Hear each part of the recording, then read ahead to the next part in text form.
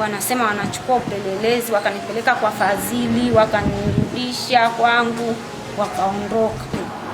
Fadhili mimi sijui atakuwa anafanya kazi gani, ila tu pale kwake nilipofika niona amepanda mahindi. Mimi kwanza nilimrekodi siku niliyogundua kwamba amepata mimba.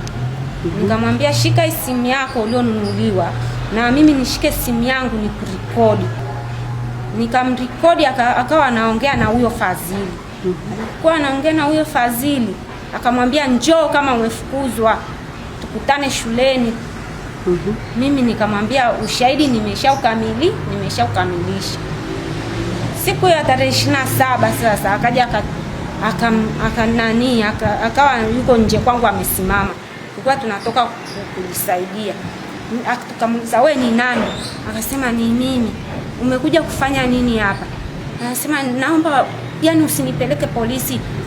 Chana kabisa. Weka blacklist hizo namba. Sitaki unipeleke polisi. Huko ananifonza. Nilianza kuona mabadiliko ya mtoto wangu.